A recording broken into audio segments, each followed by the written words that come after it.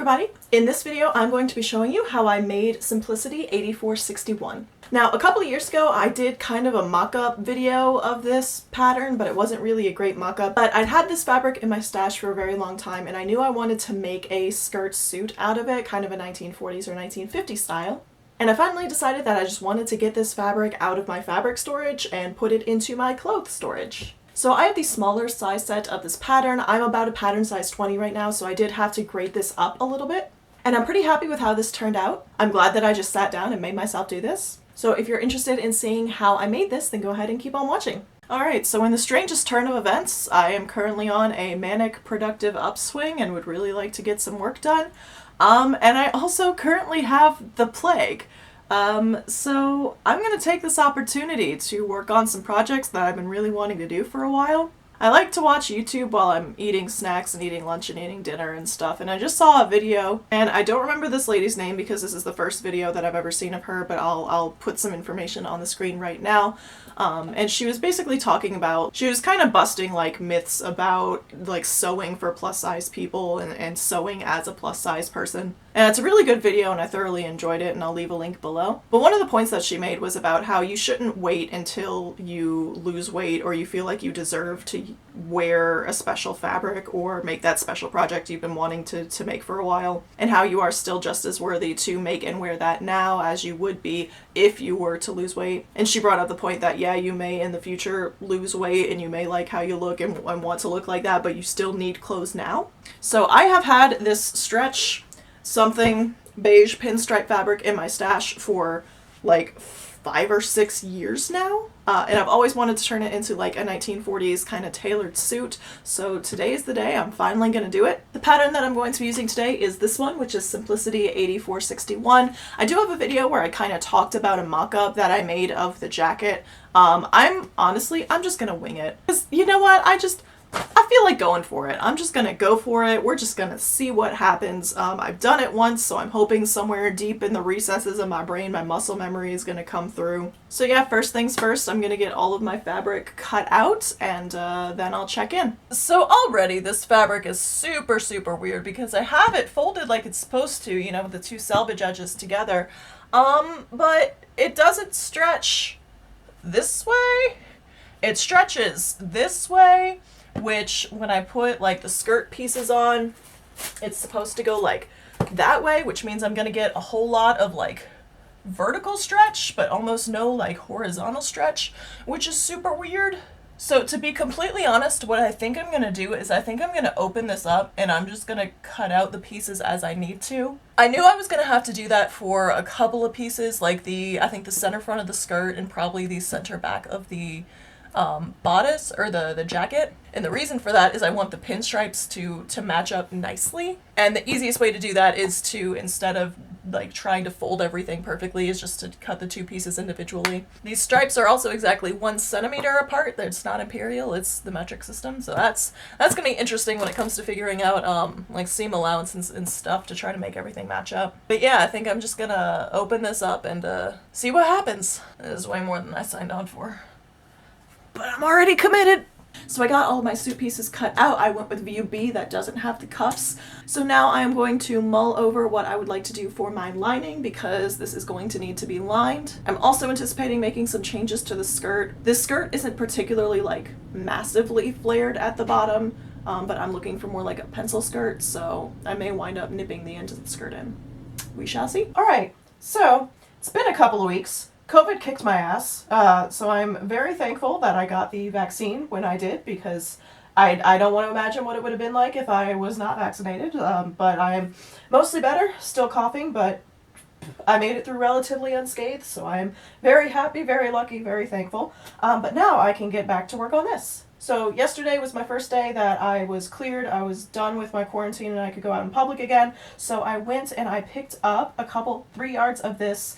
I thought it was just like a poly like chiffon, and then I read the label in the clearance spot and it was rayon, and I thought, I love rayon, I love wearing rayon, so I picked up 3 yards of this. This is going to be my lining fabric, and I just made the executive decision to cut out my lining on the bias, at least for the jacket pieces. And the reason I'm doing that is because my main fabric does have a little bit of stretch to it, so I want the lining to also have a little bit of stretch to it. So I just opened this up and like folded it into a triangle. I saw the Closet Historian do it in her, she made a slip video. I'll link a card up here probably. If I can't, I'll link it down below. But I saw her do this and I wondered why I never thought of it before, because it's genius and this is a really great way to get a bias cut. So I'm just going to cut all of this out on the bias. So this back piece is the only one that needs to get cut out on the fold. So once I cut this out, I'm just going to fold my fabric the way that it came, because I do have enough room to just kind of angle the pieces on the bias. My goal is I would like to have enough fabric left over to also make some sort of slip or some kind of lining for the skirt. I don't know if I'm going to have enough to do that, especially if I need to do everything on the bias, but we shall see. I also know that this fabric is going to be a royal pain to work with, because just ironing it and steaming it, it was slipping and sliding all over the place. So I know this is going to be a pain in the butt to work with, but it's going to be so nice to wear. So depending on how much I hate working with this, I might actually go back and get some more and make myself a proper slip that actually fits me, because right now I am just wearing my mom's old one that I stole that I don't know if she realizes is missing yet. I've had that thing for like 7 years now. Also, I just cut out all of my interfacing. The only interfacing that I had was a like 1 yard pack of mid-weight. The instructions call for lightweight, but I'm not going to be too concerned about it, and that's just what I had. Oh no, how long has my belly been out? That's embarrassing. So now I'm just going to get the rest of the lining cut out. I'm going to transfer all of my marks all over the everything, and then we can actually get started on putting this together. Alright, step one is to do the stay stitching on this front jacket piece. So I'm just going to get real close to the edge, probably about a 1/4 inch away, and do a line of stitching starting right at about that bust point and go all the way up. I'm going to do that on both sides. And then for this little corner piece, they want you to kind of start in that corner and then work your way up and then come back and then work your way off to the side.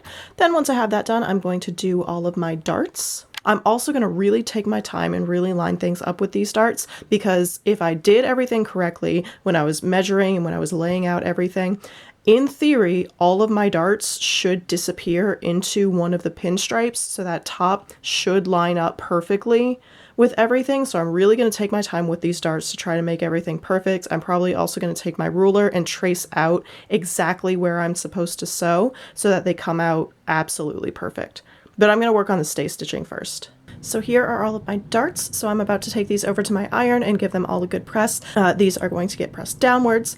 And the next step is to cut some interfacing by, what is this, 2 1/8 by 1 1/2 inch. And I also cut a matching piece for the buttonhole. And the next step is to apply this fusible interfacing onto where the buttonhole is. I don't know if you can see it from this far away, but it's right there. I made a little mark on the right side of the jacket. So what I'm going to do is just interface this on real quick, put that on just while I'm at the iron, and save myself a step. Alright, so now I'm going to start working on this bound buttonhole. So this is the inside of the jacket, this is the wrong side. So I have taken that little piece of fabric and I have just kind of pinned it on the outside.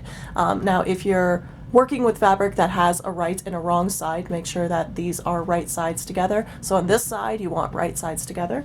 So the first thing I'm going to do is, I don't know if you can see it, but I can see my little line here of where the buttonhole is supposed to be. So I'm just going to mark 1/8 of an inch away from either side real quick with my obnoxiously long clear ruler. Move everything out of the way.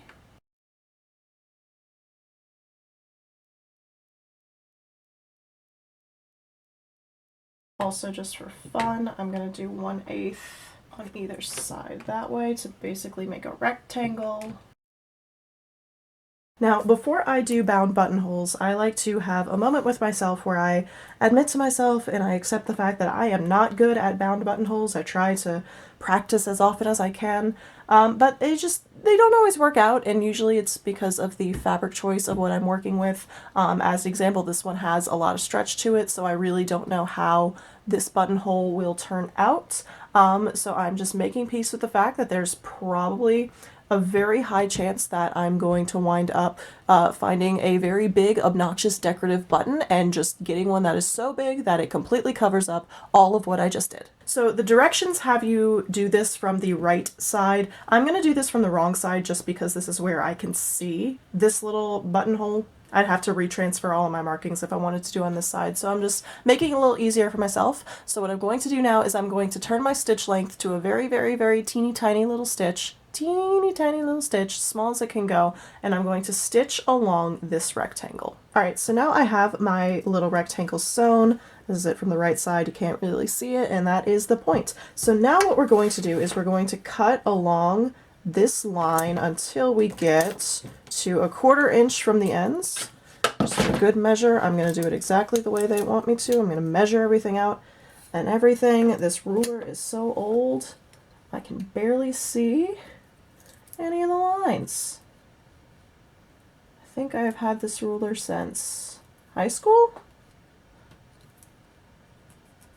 I almost want to say middle school. Anyway, so now what we're going to do is we're going to cut a line straight down the center, and then once we get to this 1/4 inch point, we're going to pivot and we're going to cut these little triangles to get into the corners. All right, so for this, you're going to want to make sure you have some super sharp, super pointy scissors. So here is how I cut that. So now we're going to flip everything back to the right side, so the outside of the jacket, and we're going to shove all of this to the inside through that buttonhole. We're just going to shove it through and arrange it. So if you wanted to, you could have an open, kind of an open buttonhole. So if you wanted to do like a keyhole kind of cutout in anything, this is basically all you would have to do. You just kind of flip it right side out and then give it a good press, and then you'd have this nice little opening. But since this is more of a bound buttonhole, we want to try to close this up a little bit so we don't have a gaping hole to the underside. So we're going to pull all of this through. Okay, so my next step is I'm going to take this to the iron and press it. Now, the way that instructions kind of want you to do it is a little bit fiddly. So I've seen people do kind of a variation on this, and where they actually baste this shut, like just real quick with a couple of hand tacks. And then once you have it basted shut, you can press everything open again, and that'll kind of hold everything in place properly. So that's what I'm going to do. So my next step is I'm just going to take this and press it real quick. All right, this fabric must have been made specifically for this pattern because the number of things that line up perfectly with these pinstripes, like, it's insane. So anyway, the next thing that I'm going to do now that I have this pressed open is it actually works out just about perfectly that where these two pinstripes kind of overlap is right in the middle of my buttonholes. So what I'm going to do real quick is I'm just going to take a hand needle and I'm going to baste these pinstripes together real quick. And I'm going to make sure that my needle goes through the pinstripe.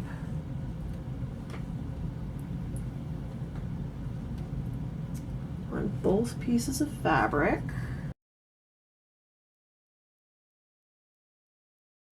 So now that I have this basted shut, now I'm going to go back to my iron and press this flat and press this open. And I think that's going to make my life a lot easier for the next couple of steps. All right, so here's what that looks like from the wrong side once it's nice and pressed. And here is what it should look like from the right side.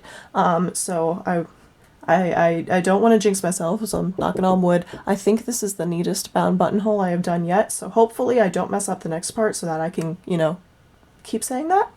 So now the next step is to kind of attach all of this down and to keep the buttonhole in place. So the way that we're going to do that is we're going to take this flap and we're going to sew this to this little clip that we made earlier. So this is going to get stitched together. We're also going to stitch these corners together. I've seen on Instagram, I think the Russian sewing channels, I've seen them only do these little corner triangle pieces. I think I'm going to try to go all the way around, and you know what, honestly, if I'm having too much trouble with this by machine, I might just hand stitch this because it's really tiny. It might be easier to kind of get in there with my hand, and it's real small. It'll go real quick. But I'm going to try to do it on the machine and show you what that looks like.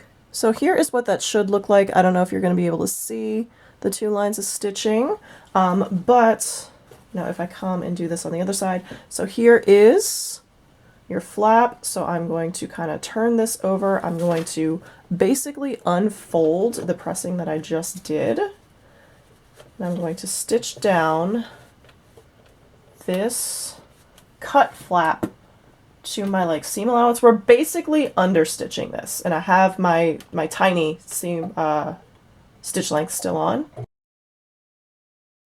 And I'm treating this like understitching in that if I don't get 100% into all of the corners, it's going to be just fine and it's going to work out.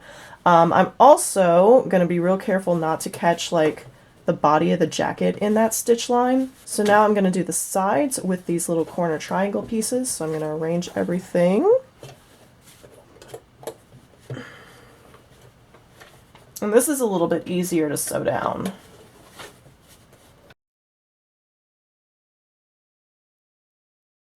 And you want to make sure that you have this triangle piece. You want to make sure you're sewing this triangle piece down because that's what's holding everything in place. And with stitch lengths this tiny, I'm not worrying about back stitching. We're also going to be lining this, so we will be kind of covering up any nastiness on the inside. And now I'm just going to undo my basting stitches, and now I have a bound buttonhole, and this is, yes, in fact, the neatest bound buttonhole that I have ever made. I think I'm actually going to save pressing this until tomorrow morning just so that I can start on a high note with a note of confidence and I can say, look at this. This is the best one of these I ever made. Also, the cat is screaming at me every time I open this door to go to my iron that it is time for bed. And she's very spoiled, so whatever she wants, she gets. So I'm going to go to bed now. It's also like 4 a.m., so. Alright, so the next step is to attach these little pocket pieces. So these are the small pocket pieces, not the like big ones. And mine are super huge. I can't tell if I just cut things out weird, but I feel like I vaguely remember cutting these out to be large so that I could match up the stripes a little bit better. But these are actually going to get flipped, and this is going to be the inside of the pocket, so you're not going to see it, so I'm not going to worry about it. So I just lined everything up with the notch, and I'm going to do my best to kind of get everything arranged well. And they tell you on the pattern pieces that you're going to use a 3/8 of an inch seam allowance, and they do also remind you about that if you're reading the directions, because there are a couple of places in this garment where they tell you to use a 3/8 seam allowance instead of a 5/8, so just, you know, be careful, make sure that you're reading the directions or making notes of wherever you're trying to do things. And I remember the first time I made this, I was very confused as to why there needed to be a pocket right there. I always thought that was a very odd place for a pocket. But as I've gone through and expanded my horizons a little bit in the past couple of years, I realized this is actually a really great place to put a brooch. So I wonder if that's why they had the pocket, so you could adjust the brooch and put the brooch on without having to like reach into the jacket. So I don't know, I think I'm gonna have to like experiment with that. I feel like that's a really good reason why they did that. And here is what this looks like from the outside, so the right side of the garment. This is what it looks like from the inside. I went ahead and I sewed this from the inside because I was having trouble matching this up to this, and since this was a little bit bigger and had a little bit more seam allowance allowed, I just wanted to match everything up to this inside edge on this big piece over here. So now the next step is to clip from this corner to that small dot. So I don't quite know exactly where I went wrong. I know I didn't line everything up and mark everything properly, so I'm just going to clip, and I think we're only clipping this big piece, not this piece. So I'm going to clip from the corner of this, get my scissors in there, and I'm going to clip to that corner where I reinforced when I was doing my stay stitching. And that's where I'm going to clip. Now this gets turned and kind of finagled through to get on this edge. All right, and here's how this pocket is going to look. So again, this is the inside of the jacket, this is the outside of the jacket, and the pocket gets understitched. So what I'm going to do is open this back up again, take this back to my machine. I'm going to fold this seam allowance, or I'm just going to kind of hold it against the pocket right here, and I'm going to stitch just on the other side of where I stitched earlier. And I actually have a nice little channel from where I did my stay stitching and the stitching to attach this section of the pocket. So I'm actually just going to aim to get right in between there, and I like to kind of pull my fabric taut as I'm doing my stay stitching, and I find that just helps to make sure that I'm not accidentally catching this bottom layer of fabric. And then once that's done, I'm going to take it to my iron and give it a good press, and then we'll move on. So here's what this looks like just understitched, and this one I kind of wanted to show you that you don't have to get 100% perfectly all the way into the corners. Just go as much as you can. And as I was understitching this, I was thinking, this is a curved edge. It probably would have been better if I had clipped this before I understitched it, and it would help everything turn in nicely. And turns out that it is, in fact, in the instructions to clip your curves before you understitch. I just didn't read it. So maybe one of these days I'm going to learn to read the directions a little bit more thoroughly. Today is not that day, apparently. Anyway, I'm going to go give this a nice press, and then, wait, hold on. One back band section. Did I misread something? Hold on. I might have hecked up. All right, so this piece right here, normally when you cut things on the fold, you only have to cut it once, but the instructions that tell you to cut it twice is in the section that gets cut away. So just remember to cut 2 number 5s twice. Luckily for me, this is a very tiny piece and I have plenty of leftover material, but just remember, you gotta cut this one out twice of your main fabric. So let me go cut that out real quick.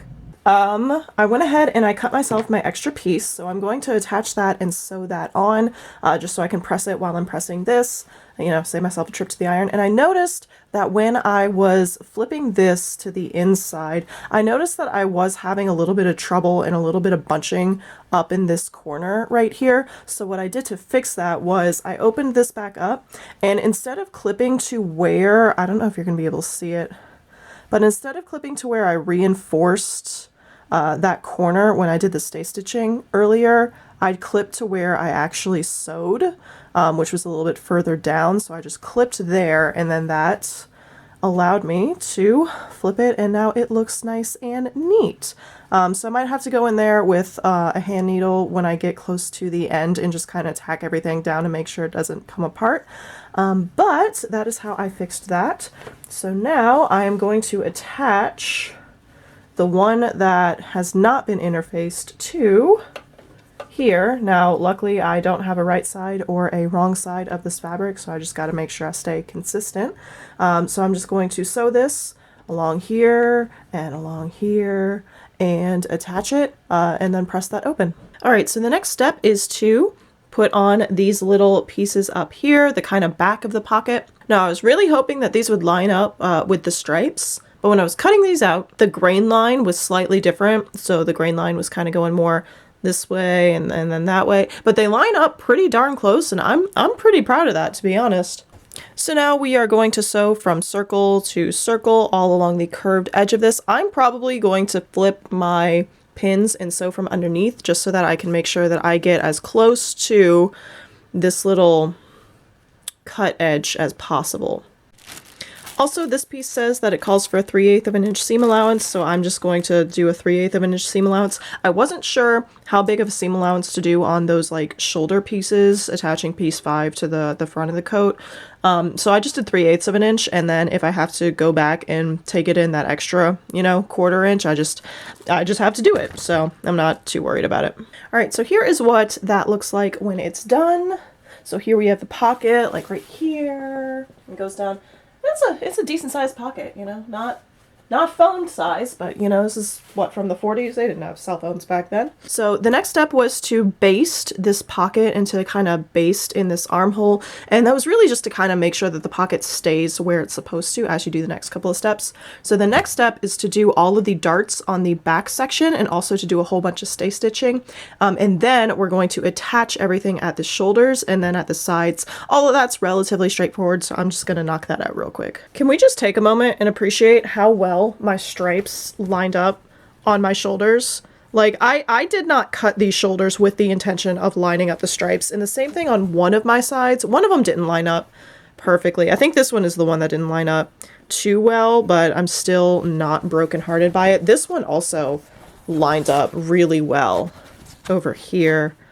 This lined up really well, and I'm really happy with it. Like, if you want this suit out of a pinstripe material, find a pinstripe with 1 centimeter stripes, because this fabric had to have been made for this pattern, because it's insane. Like, the number of things that just perfectly line up with 1 centimeter pinstripes, it's perfect. I love it. I highly recommend. Okay, so this is the inside front of the jacket. So this is the front. This is just the inside view. So now what we're going to do is we're going to take this kind of loose section, and this gets a little bit fiddly.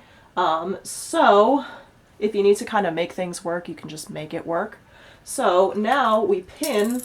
So you're going to match up your notches. You're going to match up your seams. Now there's a very good chance that this was supposed to be done on a 5/8 seam allowance. I'm going to play around with this. So I might have to swap and, or stop and press this, take a little bit more in, and then rip that out and repress it. If I do, that's not that big of a deal. But I'm going to play around with this and see how it matches up, because this kind of curved, very curved section is going to have to match up to this not quite so curved section. So there's going to be a lot of maneuvering in here. So I'm going to see exactly how much maneuvering I have to do, and I'll show you when I get there. Okay, so here is what this looks like when it's pinned. So here we have like the armhole, and then we pin. So the instructions say to sew with a 3/8 seam allowance. So I did have to go in and sew this seam on a 5-inch seam allowance, or a 5/8 inch seam allowance, and then rip it out and press it open. So when I did that, this no longer matches up with the inside seam, because these matched up perfectly when it was on the 3/8 seam allowance, but there was just way too much fabric on this side, on this piece, to be able to match it up, even if you like completely, like almost folded this to get everything pinned on. It just wasn't matching up. So the directions say to sew this on a 3/8 of an inch seam allowance. What I'm going to do is I'm going to start from wherever this clip is. I'm going to reinforce it, kind of fade out to a 3-inch seam allowance, and then when I get to the other side, again, just kind of like fade that in to where I have this clipped. And then I'm going to read the directions, because then it says to clip the curve before you press it, and this time I will do that. So here is what that looks like when it's done. I went ahead and pressed everything. So you're going to want to press so that the seam is going towards this band. So the next step is we're going to top stitch, because there's really nothing to understitch, and if you do it kind of from the underside, it might get kind of messy because you can't really see what's going on up here. So we're going to top stitch from this side all along the edge of this. It's just like as if we were understitching, we're just doing it from the top. So I'm going to swap out my thread for this one, which I think is a little bit of a better match for this project. All of my tan threads are leaning really yellow on this fabric, but I think this is the closest that I have, but I don't have enough to sew the whole thing, so I'm just going to save this for top stitching. So let's go ahead and do that. Okay, so to do this top stitching, what I've done is I've actually moved my needle. I have a little dial up here. I've moved my needle a little bit to the left so that I can use this kind of edge of my foot to, I'm going to use that as my guide. So I'm going to try to line this seam up with this edge, and I feel like hopefully that will give me a really nice even line of stitching. So the trick to this is to just go very slowly. Always make sure you're feeling your fabric. When I press this first from the underside and then from the top to try to make sure that the top was also as smooth as could be. I'm going to apply very light pressure and tension when I'm pulling this apart. Normally I would really yank this apart, but since this fabric has a little bit of stretch to it, I don't want to distort it too much. So all I'm really doing is just I'm feeling to make sure that that seam allowance is going to be under this side, so under that like extension, and not under where the jacket and the pocket is. So I'm just going to back stitch and just go real slow and try to keep this very neat. And yes, I did clip my curves this time. And here is what that looks like when it's done. This is admittedly not my greatest top stitching job, but I'm pretty happy with it. I do wish that these shoulder seams lined up a little bit better. I don't know if that was just something in the pattern or if that was when I was kind of like grading this up to the size 20. I might have just kind of messed that up a little bit but I definitely feel like I definitely needed to take those in a little bit to be able to make this piece fit properly. So now we're going to take a little bit of a break from the bodice and start to work on these sleeves. So everything with the sleeve so far is pretty simple. So the first thing we're going to do is we're going to take this as the sleeve head. Now we have a very long stitch on the machine. I've already moved my needle back to center and swapped my thread back out. So now what I'm going to do is just do 2 lines of stitching from notch to notch along the edge of the sleeve head, and that's just going to help us gather this down to help fit in the arm side later. Then after that, we are going to do up this dart, which is going to hit, I believe, right at the elbow, and it's going to give you a little bit more elbow movement. And then once that is done, and after we do the dart, we're going to sew this together. All right, so here are the sleeves all sewn up. Here we have that dart and that seam. So now the next step is to attach the sleeves to the jacket. So I'm just going to go ahead and do that real quick. I'm also going to do my best to match everything up, and then you have these threads that you can pull to adjust all the gathers and all the ease. Just going to make sure that I'm sewing my sleeves with the right sides together, and yeah, let's go do that. Alright, so this is how the jacket is looking right now. I'm pretty happy with it. I think it turned out pretty well. The instructions do have pretty detailed instructions on how to like make sure that this sleeve goes on smoothly and doesn't have any like puckers in it. Personally, the puckers don't bother me and the gathers don't bother me, so I'm just gonna leave it as is. So the next instructions on the like main body of the jacket have you put in shoulder pads and then do the sleeve kind of hem. I don't have shoulder pads because I didn't really like think about making this. I just kind of started making it one day. So I need to go out and get some shoulder pads for this. The dart goes kind of underneath because that kind of helps the elbow like bend a little bit. So that's where that's supposed to go. So now I'm going to start working on the lining, and the lining is pretty much exactly the same as the jacket. There's a little bit of stay stitching.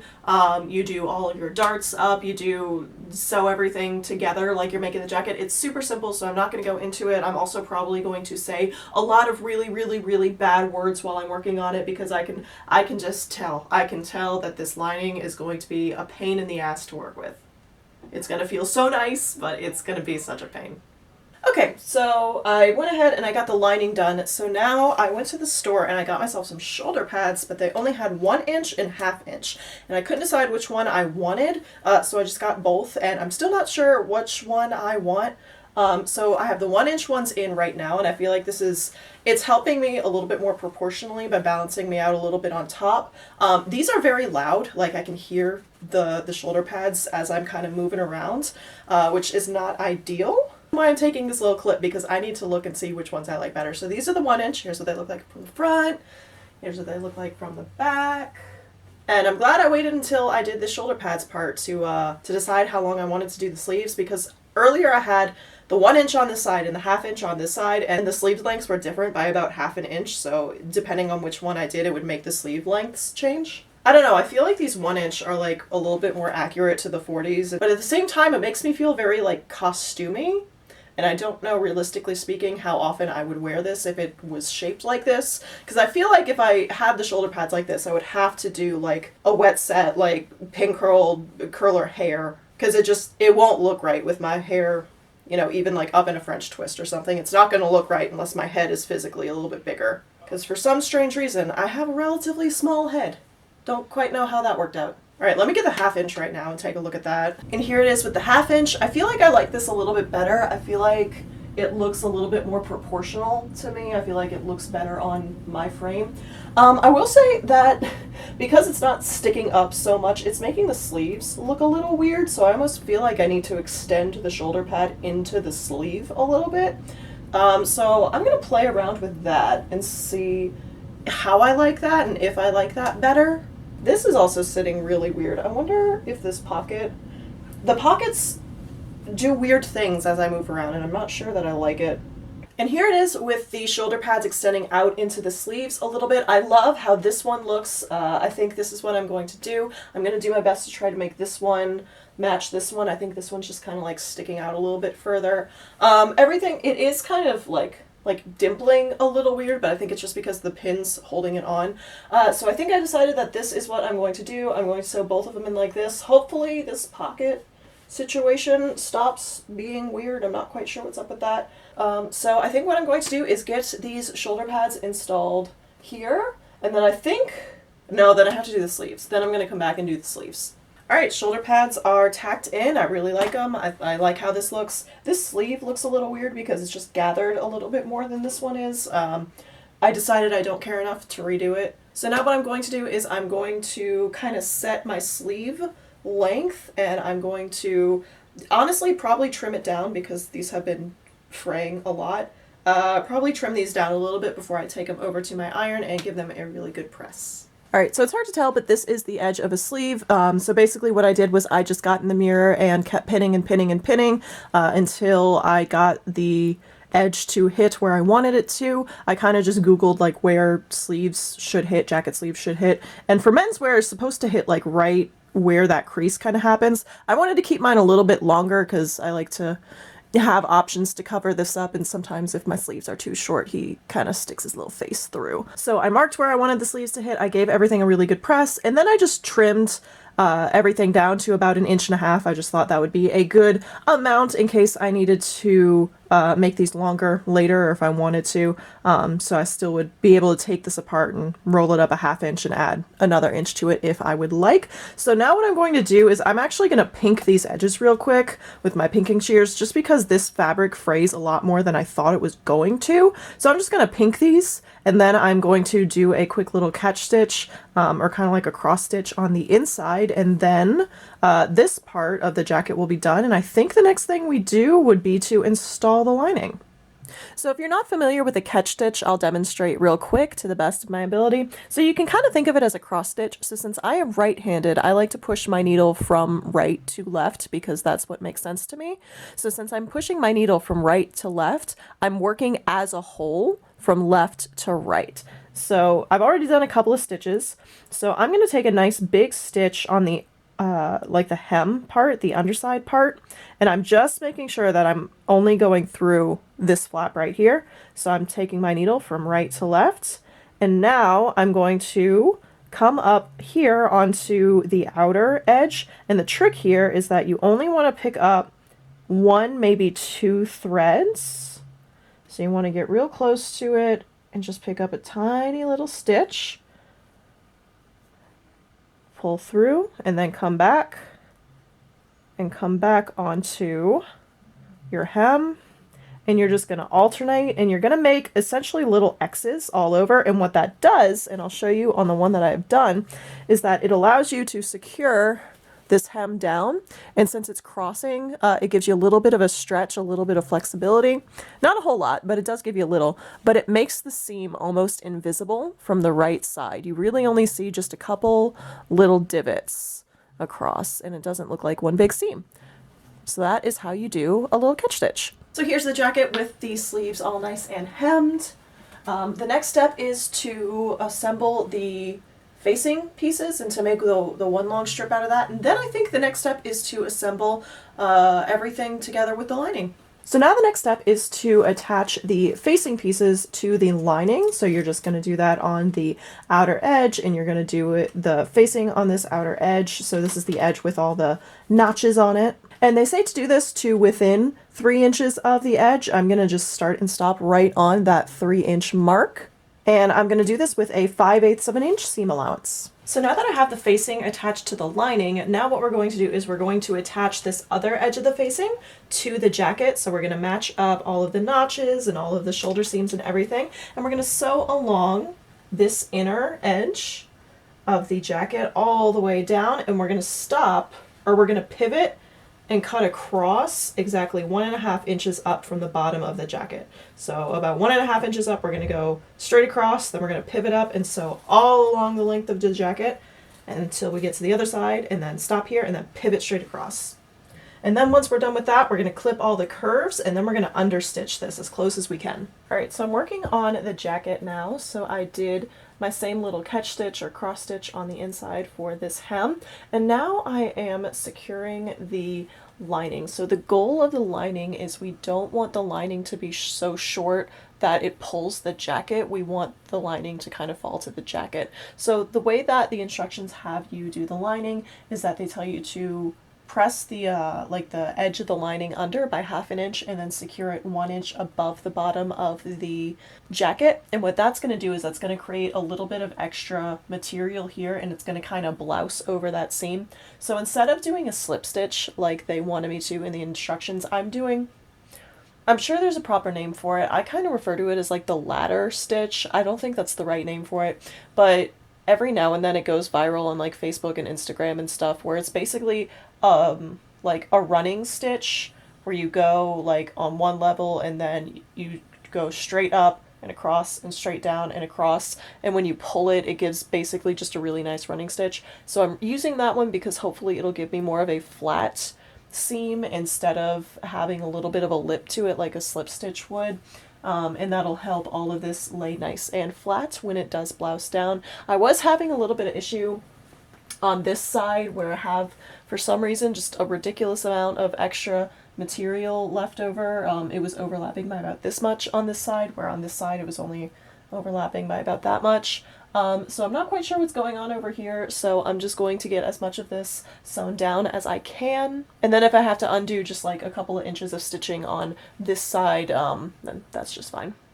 Also, the cat really wanted to come nap in here. She was following me around until I let her in, so she's my supervisor napping on the job once again. Alright, so admittedly, I'm not super happy with how this lining turned out. I am going to let it kind of blouse out and settle overnight to see if I like it in the morning. So now I'm going to start working on the sleeves. So this, I kind of noticed this when I first cut out the lining sleeves, is that they came out super, super long. And I think that's just because this material was so slippery to cut. I might have accidentally shifted something, but that's okay. So the first thing I'm going to do is I'm going to trim my sleeves. And I'm going to trim the lining to be the same length as my sleeves here. Then I'm going to do the same thing where I press this under, or I press the sleeve lining under by 1/2 inch and then attach it pretty much at that same 1 inch point. Pretty much exactly the same thing that I did here, except this time I'm going to do it on these sleeves. Alright, so here is the jacket mostly finished. Again, I'm just going to kind of leave this to do its thing and see how it looks in the morning. So the way that I did the buttonhole was a little bit different than the way that they told me to do the buttonhole. From what I understand, I didn't read it, full disclosure, but from what I understand, the way that they wanted you to do the inside of the buttonhole is to basically recut it the same way that we cut it when we were making the bound buttonhole, but I didn't want to deal with such tiny little bits. So I did what I've seen in other vintage clothing patterns, which was basically I just cut straight across and just tucked it in under itself and just bound it with some thread, and I tacked it down on the inside just to make sure that it stays flat, but I made sure to not tack it down to the flaps of the binding. I just did it where after it was sewn down. I'm not completely enamored with this button, but I don't have a whole lot this size, and I figured if I find something I like better, I can just swap it out in like 5 minutes. I went with a damp cloth, and I'm just working and trying to get all of that water-soluble marker out. It's coming out pretty well. I'm pretty happy with it. I was a little nervous because on my test swatch, when I tried to get it out, it just kind of like it spread out, so instead of having one concentrated blue dot, I had just kind of like a blue blob. It doesn't seem to be doing that now. I have my sleeves all done. For my sleeves, I did that little catch stitch instead of my little running ladder stitch. I like this better than I like what I did here. So I don't know, I might undo that and redo it with this catch stitch, but with all of that done, this jacket is now finally done. It's completely done. This jacket is done. It is all tucked away. Again, I might rip this out and redo it, but we're done. Wow. And here is the jacket fully done. I'm pretty happy with it. I'm pretty pleasantly surprised. I like how it turned out. We'll see if I still feel this way in the morning. Although I will say the fit is a little weird. I noticed usually in the bigger sizes I don't have to worry about things being too short for me. They usually do get elongated a little bit. And it's so weird because it's like the tiny part of this does actually fit on my natural waistline, but it keeps wanting to ride up every time I move, which is a little odd. Also, the back keeps like poofing out. I don't know if this is like a part of the design, but it is a little weird. I will admit, it's a little weird. Okay, so here I have the skirt. So all I did was I did the darts in the back and I sewed up all of the seams, the front and the side. This is where the zipper is going to go, so I just kind of basted that shut so that I could get a quick try on. This skirt 100% needs some Spanx and a slip. I think that's a problem for Feature Sam, so I just kind of tossed the jacket on to see how it looks. So now my next step is I'm going to actually install the zipper on the side, and I think... What zipper did I get? Hold on. So I went ahead and I put my zipper in, and it's not the correct way to put a zipper in, by any way. So basically what I did is I made sure that I had basted the seam shut, and then what I did was I took the zipper and from the front side, I just kind of lined the center of that zipper up directly under the seam and just put a whole bunch of pins in it and then attached my zipper foot, and from the top just kind of top stitched it on. It's not the correct way to put in a seam. It's not the prettiest way to put in a zipper, but it works and it functions. And when I'm doing vintage patterns like this, I try to avoid using invisible zippers, even if the instructions tell me so, because invisible zippers weren't invented back in the 1940s. They weren't a thing yet. So the instructions say use an invisible zipper and install it the way that the instructions say, and I think that is a way to save some space in printing on the instructions. All right, so now the next thing is to attach the waistband. Now, when I did the waistband, I had to kind of grade it up a little bit to get the size that I needed. So honestly, I just kind of took my best guess in everything. So I think the only thing I'm actually actively going to line up is I'm going to fold my waistband in half, and that halfway point is going to go here on this right seam, right side seam. So I'm going to do some work to try to figure that out. I'm also going to do what they tell me and like press everything up by 5/8 of an inch and all that. All right, so there's a couple of different stages of how they break down how to do the waistband. So for the first stage, all we're going to do is we're going to sew, we're going to attach the waistband, but we're only going to sew where the actual skirt is. So we're going to start here, sew over, and go all the way to the end, and then we're going to stop where that skirt ends. And then we're going to come back and do some stuff with all the corners and all that. All right, so now we're working on like the edges of the waistband, the ends of the waistband. So it looks like for this kind of angled piece, the instructions, it looks like they have the seam allowance kind of pressed up on both sides. So we're going to just kind of sew it like this and just make that corner. And then for the other side, for this flat side, I think... because I have a lot of extra room over here, so I think I'm actually going to cut off about an inch, maybe an inch and a half of this end, and then I'm going to sew straight down and then pivot and come across on a 5/8 of an inch seam allowance, and they want you to have the seam allowance kind of away from this. So on this side it's folded up back into itself, and on this side it's folded down, and they want you to stop just short of the zipper teeth right here. So I think I'm going to trim off a little bit on this end, sew down and across there, and then I'm going to come back and do just this little point on this side. All right, so now we're going to actually sew down the waistband and fold it in half. So I went ahead and I clipped all my corners on both of my end pieces right there, turned them right side out, and I just had a little pencil that I just stabbed up in there.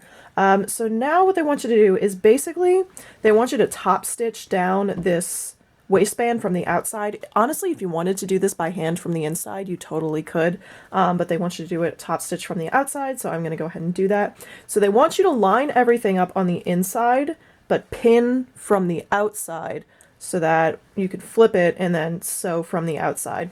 And I think they call for about 1/8 of an inch seam allowance all the way, or I don't know if seam allowance is really the right word, but 1/8 of an inch away from this seam, and you should be able to catch both the 5/8 of an inch seam allowance on this side and the 1/4 inch seam allowance that we trimmed everything down to earlier. If you didn't want to trim that down in a couple of steps back, you totally didn't have to. Just from my limited experience doing sewing, it really doesn't make that much of a difference, but I went ahead and did it just because the instructions told me to. So now I'm going to just sew all the way across the bottom of this waistband and just stitch that down. So here's what the skirt looks like when it is completely done. It is a little tight on the waistband, but I'm not too upset by that. There's not much that a decent pair of Spanx can't fix. I did a quick little catch stitch on the hem. I just turned on some TV and sat and did that for a while. I just kind of went through my stash to find a button that I liked. I used my machine to make the buttonhole. I will say I'm very glad that I made this out of a stretchy material, because if this material had no stretch to it, I would not be able to fit in it, I would not be able to walk, and I would not be able to sit down. I know when I started out I was anticipating kind of tapering the skirt in a little bit, but I thought it was going to flare out more than it actually does, and I'm not mad at it, so I decided to just leave it. And yeah, here's a skirt. So final thoughts on this pattern. Overall, I really liked it. I will admit the pocket situation is a little bit weird. I'm not quite sure how to make this lie nicer. I was also hoping that this would be a good place for a brooch, but the brooch just kind of weighs it down a little bit. This would have to be a very light brooch. If you look closely in the original drawing, they have like a little handkerchief tucked in there, so I think that's what this was originally made for. Because all in all, this is a very odd place to put a pocket. The skirt was also very small, even though I did grade it up, and there was supposed to be, I believe, 4 inches of ease in the skirt. Because my measurements lined up just about perfectly with where the size 20 should be. Because right now my measurements are about 43, 35, and 45. Which is only like an inch bigger than what this should be, so in theory I should have 2 inches of ease, but I have none. And if this was not made out of a stretchy material, I would not be able to sit down right now. For this material, I also definitely need a slip or a lining with this skirt. I've decided to just go with the slip and save myself a couple of steps, which means I either need to make or acquire a half slip, because I don't actually own one of those right now. Also, I will say that if you are making this on a size 20 and if you want a pinstripe, get a pinstripe that is exactly 1 centimeter wide, because oh my god, the number of things that lined up perfectly with these pinstripes was unreal. All the darts lined up perfectly. Even my 5/8 of an inch seam allowance down the center front of the skirt lined up so well that if you didn't get up close to like look at that seam, you would have no idea it's there. It's incredible. I also am honestly very proud of myself for all the stripe matching that I did. Turned out really well. I had about 4 yards of this material, and this was 60-inch material, so it said that you need about 3 1/4 yard. I'd say that's about accurate. Or excuse me, 3 3/4 yard. 3 1/2. I'm looking at the wrong size. I'm very happy that I have this. Realistically speaking, I don't quite know how much wear I'm going to get out of this, because if you're doing kind of this very quintessentially 40s style, you kind of have to do the hair and the makeup and the entire fit, or it's not really going to make sense. And try as I might, my hair doesn't like the 40s hair. It just doesn't like it, and it makes me very sad, because I like 40s hair, but my hair just doesn't do it. I got it to do it once. It turned out well once. Anyway, thank you so much for watching this video. If you're interested in seeing any kind of behind the scenes stuff, feel free to give me a follow on Instagram over at Thread and Needlefish. That's where I post all kind of behind the scenes stuff, sneak peeks, sometimes close-up looks. As an example, this bound buttonhole, I'm very proud of it. It is the neatest bound buttonhole that I have done to date. Objectively, it's not very neat, but it is my neatest one, and I'm very proud of it. If you enjoyed this video, please consider leaving me a like, a comment, or consider subscribing to my channel. Normally, mostly I do these kind of vintage reproduction pattern reviews and sew-throughs. But in case you're new here, your girl is getting married in October, and I have a very large, very intimidating project that I'm working on, which is taking up most of my time. So, eventually I will be glad to show you everything, but I can't really do that right now. Anyway, thanks for hanging out with me, and I'll see you in the next one. Bye! Put this away, finally! Alright. So I got all of my suit pieces cut out. I went with view.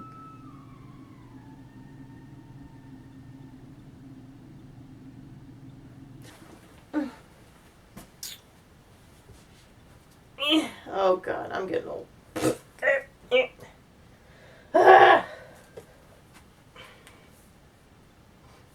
I swear I used to be a ballerina.